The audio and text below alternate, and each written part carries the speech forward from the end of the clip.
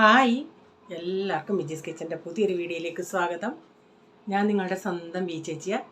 എൻ്റെ പ്രിയപ്പെട്ട ഓരോരുത്തർ സുഖമായിട്ടിരിക്കുന്നു, ദൈവം സഹായിച്ച് ഇവിടെയും സുഖമായിട്ടൊക്കെ ഇരിക്കുന്നു. ഇന്ന് ഒരു ദിവസം ദൈവം നമുക്ക് ദാനമെത്തുന്നതിന് ദൈവത്തിന് നന്ദി പറയാം. അപ്പോൾ കഴിഞ്ഞ ദിവസം സാറ്റർഡേ ഇട്ട വീഡിയോയിൽ ഞാൻ പറഞ്ഞില്ലായിരുന്നോ ഈ ഗാർഡനിൽ പിള്ളേർ വന്നിരിക്കുന്നത്. അപ്പം ഗീതേച്ചിയും പറഞ്ഞു, വിജി പഴയ കാലമൊന്നും അല്ലല്ലേ. ആണെന്നും പഴയ കാലമൊന്നുമല്ല. പിന്നെ ജയശ്രീ പറയുമായിരുന്നു, അവിടെ ഒരു ഗാർഡനുണ്ട്, ദൈവമേ പിള്ളേർ ഈ പിള്ളേർക്ക് നാണമില്ല, കാണുന്ന നമുക്ക് നാണമുണ്ട്. പിന്നെ അവരങ്ങോട്ട് പോകാതായി. പ്രസന്നയും പറഞ്ഞു, അതാ നമ്മുടെ കാലം എന്തുവാന്ന് മനസ്സിലാവുന്നില്ല, പിള്ളേർക്കൊന്നും ബുദ്ധിയും ബോധവും ഒന്നും ഇല്ലയോ എന്നുള്ളതാണ്.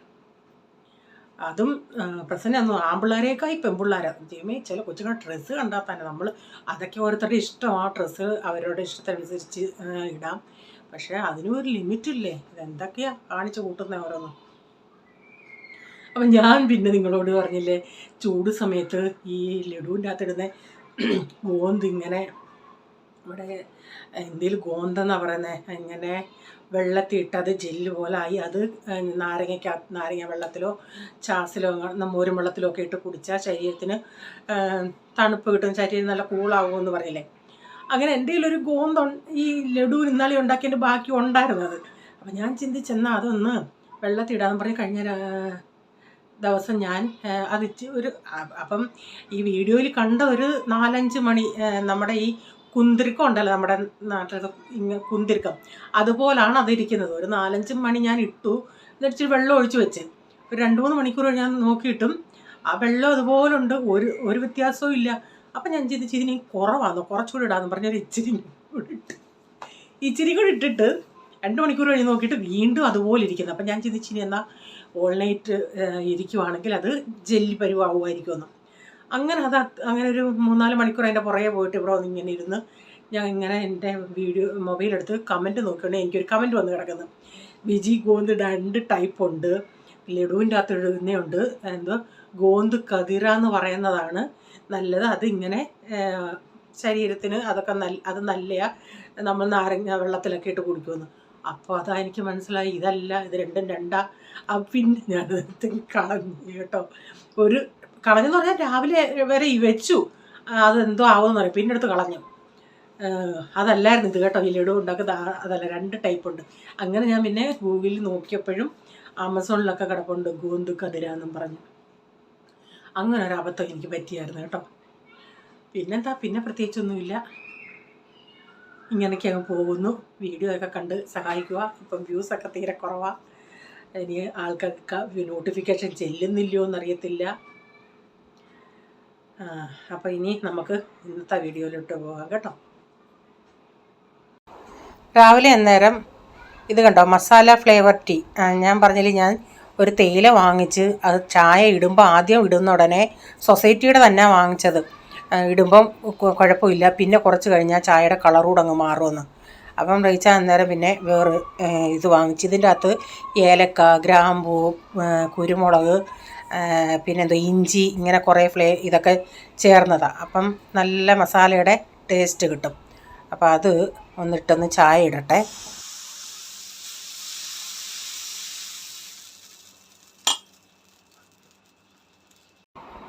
രാവിലെ ഇന്നലത്തെ അപ്പത്തിന് അരച്ച മാവ് ബാക്കിയുണ്ടായിരുന്നു. അപ്പോൾ അതുകൊണ്ട് ഞാൻ ഇന്ന് ബൺ അപ്പമാണ് ഉണ്ടാക്കുന്നത്. ഈ നമ്മുടെ പാലപ്പച്ചട്ടിയിൽ ഇങ്ങനെ ഒഴിച്ചിട്ട് അതൊന്ന് മുകളിൽ വേവുന്നുണ്ടെങ്കിൽ അത് തിരിച്ചിട്ട് ഉണ്ടാക്കുക. അത് അന്നേരം ബൺ നല്ല സോഫ്റ്റ് അപ്പം, ആ മാവ് നല്ലതായതുകൊണ്ട് നല്ല സോഫ്റ്റായിട്ട് നമുക്ക് കിട്ടും. അപ്പോൾ അതൊന്ന് ഉണ്ടാക്കട്ടെ. അപ്പം ഈ മുകൾ വശം ഇച്ചിരി ഒന്ന് വെന്ത് വന്നുണ്ടെങ്കിൽ ഇനി ഞാനതൊന്ന് തിരിച്ചിടുന്നുണ്ടേ.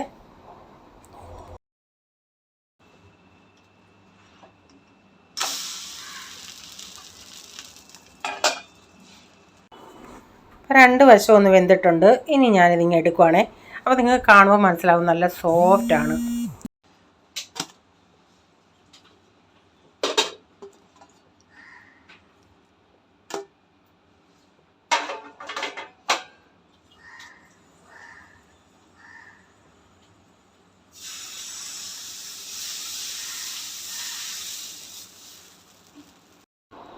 അപ്പോൾ ഇതിൻ്റെ കൂടെ ഇന്നലത്തെ ബീഫ് കറി ഉണ്ട്.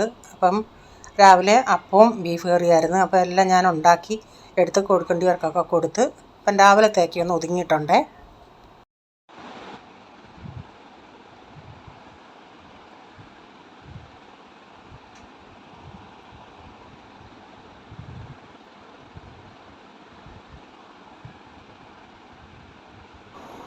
രാവിലത്തെ എല്ലാം കഴിഞ്ഞതിന് ശേഷം ഞാൻ സാമ്പാർ വെക്കാനായിട്ട് കഷ്ണങ്ങളെല്ലാം ഇച്ചിരി മഞ്ഞൾപ്പൊടിയും ഉപ്പും ഇട്ട് കുക്കറിലൊന്ന് വേവിച്ചായിരുന്നു. എന്നിട്ട് ഞാനതിപ്പോൾ ഒരു വേറൊരു പാത്രത്തിലാക്കിയിട്ടുണ്ട്. എന്നിട്ട് ഞാൻ മുരിങ്ങയ്ക്ക അന്നേരം ഇട്ടില്ല, കുക്കറി കഷ്ണങ്ങൾ വേവിച്ചുകൊണ്ട് മുരിങ്ങയ്ക്ക ഇട്ടില്ല, മുരിങ്ങയ്ക്ക ഇപ്പോഴാണ് ഇട്ടത്. എന്നിട്ട് ഞാൻ മുളക് പൊടി, മല്ലിപ്പൊടി, മഞ്ഞൾപ്പൊടി, ഉലുവാപ്പൊടി ഇതെല്ലാം ഒന്ന് ചൂടാക്കി ഇതിൽ ചേർത്തിട്ടുണ്ട്. എന്നിട്ട് ഇനി ഞാൻ ഒന്നുകൂടെ ഒന്നിത് അതിനെ ഓണാക്കുന്നുണ്ട്. അപ്പോൾ അത് അതിൻ്റെ അകത്ത് കിടന്ന് നമ്മുടെ മുരിങ്ങയ്ക്കയൊക്കെ ഒന്ന് വെന്തോളൂ. ഈ മുരിങ്ങയ്ക്ക ഇവിടെ കൊച്ച് പ്രീസമ്മ ഭയങ്കര ഇഷ്ടമാണ്, അപ്പച്ചനും ഇഷ്ടമാണ്. അപ്പോൾ ഞാനൊരു 3-4 ടൊമാറ്റോ ഇത് ചേർത്തായിരുന്നു. എന്നിട്ട് ഞാനിപ്പോൾ ഒന്ന് നോക്കിയോണ്ടേ ഒട്ടും പുളിയില്ല. പിന്നെ ഇച്ചിരി പുളി ഉടനെ അത് ഇട്ടാലത് അലിഞ്ഞു വരത്തില്ലല്ലോ. ഞാൻ പിന്നെ ഇച്ചിരി നല്ല തിളച്ച വെള്ളം എടുത്തിട്ട് അതിൻ്റെ അകത്തൊരു ഇച്ചിരിയും പുളി ഇട്ട്, കുറച്ച് മതിയായിരുന്നു, ഇച്ചിരിയും പുളി ഇട്ടിട്ട് അതിൻ്റെ വെള്ളം ഇതിൻ്റെ അകത്ത് ഒഴിക്കുന്നുണ്ട്. ഇപ്പോഴത്തെ ടൊമാറ്റോയ്ക്ക് ഒരു പുളിയില്ല. അപ്പോൾ പുളിവെള്ളം കൂടെ ഒഴിച്ച് അതൊന്ന് തിളച്ചൊന്നുകൂടെ വരട്ടെ.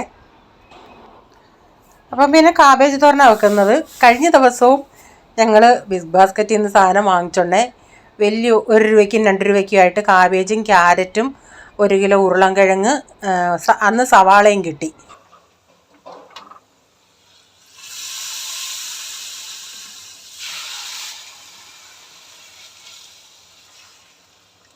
അര കിലോ ഉരുളൻകിഴങ്ങും 1 കിലോ സവാളയും, പിന്നെ വലിയൊരു കാബേജ്, പിന്നെ ക്യാരറ്റ് കിട്ടി. അതുകൊണ്ട് കാബേജ് 2-3 തീരെയായിട്ട് കാബേജ് ഇപ്പോൾ ഇത്തിരി കിട്ടിയത് കൊണ്ട് ഇന്ന് കാബേജ് തോരനാണ് വെക്കുന്നത്. നിങ്ങൾക്കൊക്കെ ഗ്യാസിന് പ്രോബ്ലം ഉണ്ടോ?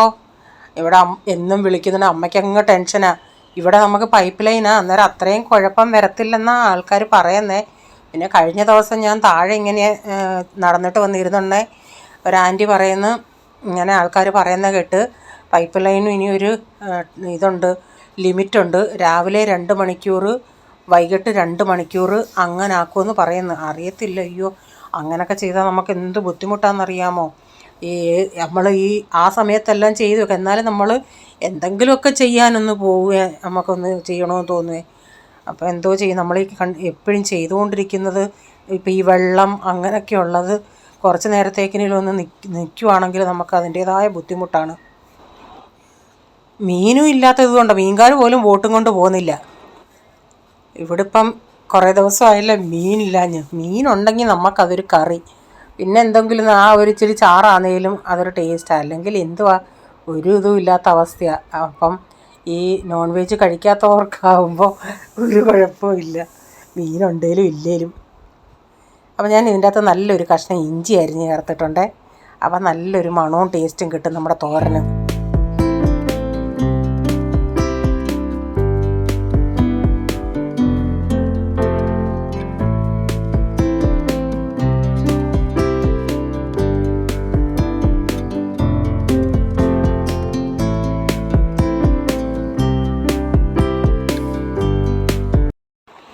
ഞാൻ കുറച്ച് നേരം കാബേജ് അങ്ങനെ ഇട്ട് ഇളക്കി. അതിന് ശേഷം ഇപ്പോൾ അതൊന്ന് വെന്ത് ലാസ്റ്റിൽ ഇപ്പം ഞാൻ ഉപ്പ് ചേർക്കും. അല്ലെങ്കിൽ ഇത്തിരി വെള്ളമുള്ള കാബേജായിരുന്നു ഇത്, അതുകൊണ്ടാണ് ഞാൻ ലാസ്റ്റിൽ അങ്ങ് ചേർത്തത്.